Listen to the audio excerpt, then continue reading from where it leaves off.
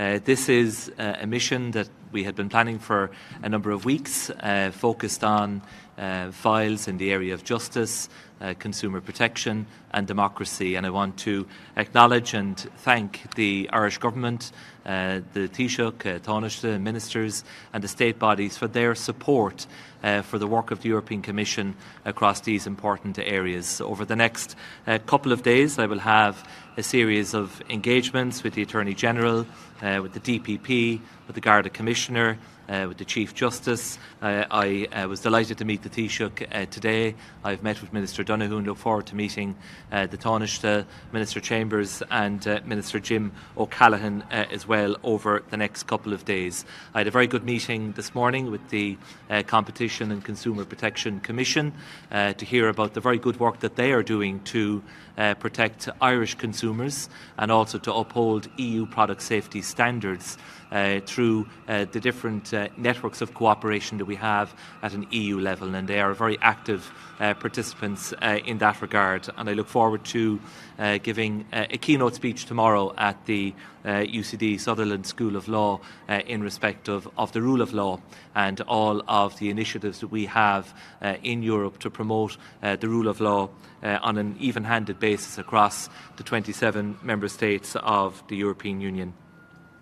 Of course, this morning's meeting with the Taoiseach was an opportunity to take stock and reflect on what was a very significant announcement yesterday by President Trump. And as you know, the Commission President, Ursula von der Leyen, has already responded on behalf of the European Commission. And she makes the point, quite rightly, that what has been announced in terms of the imposition of universal tariffs is a major blow to the world economy. It creates a deepened level of uncertainty, and where you have uncertainty, you only have losers. When it comes to the impact on businesses, on workers and indeed on consumers, there are very real issues that arise from the unilateral imposition of tariffs in this way. Ultimately, tariffs result in higher prices for consumers, less trade being done between jurisdictions, and it can lead to the viability of companies coming under threat. And so that is why the response from the European Union will be very carefully calibrated over the period ahead. Our first message is that we are ready to negotiate. There has been engagement between Commissioner Šefčovič, Secretary Lutnick and others over the last number of weeks. And we are now ready to step up those negotiations over the days ahead. The second message is that we will continue to diversify our trade relationships.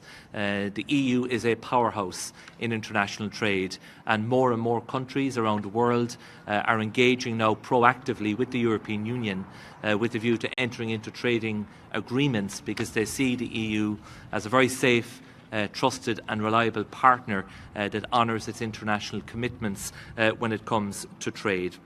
We also need to strengthen the single market, and we must address the competitiveness challenges that have emerged in recent years. And much of that is within our own gift and within our own control, closing the productivity gap that has arisen between the EU and the US and China, for example. And we have pointers as to what we need to do in the Draghi report, the Letter report, and we have already, in the first 4 months in office, introduced a range of different packages that will make a tangible difference to the competitiveness of the European economy.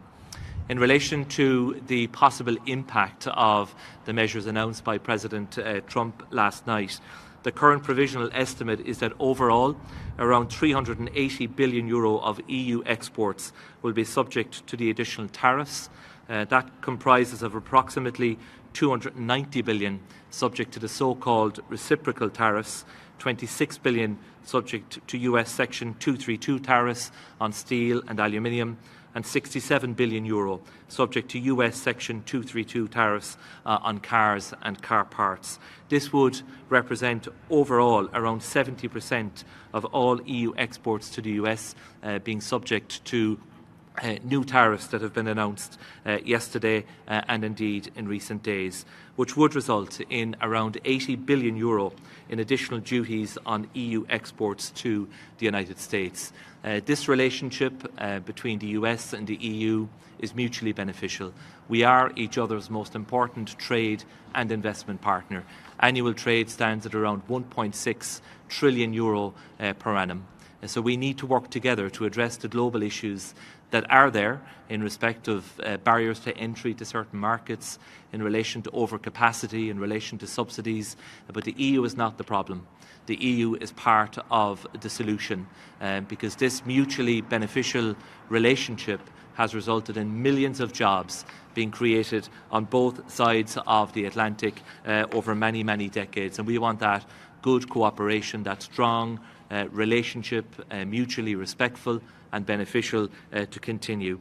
And the final point I want to underline is the importance of unity at an EU level, because acting as a bloc, the fact that trade is a competence of the European Commission in full consultation and agreement, of course, with the Member States gives us a collective strength that we would not have individually. And our greatest prize is access to the EU single market of 450 million people, the largest and the most important single market in the world. So we are entering into this period of uncertainty and turbulence as an EU from a position of strength.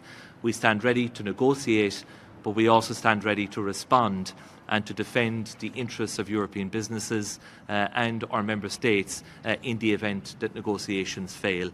That is not a scenario that we want to be in, but we will act if required. But our first preference is that we would have negotiations, and we are now ready to enter into meaningful negotiations without delay. Thank you very much.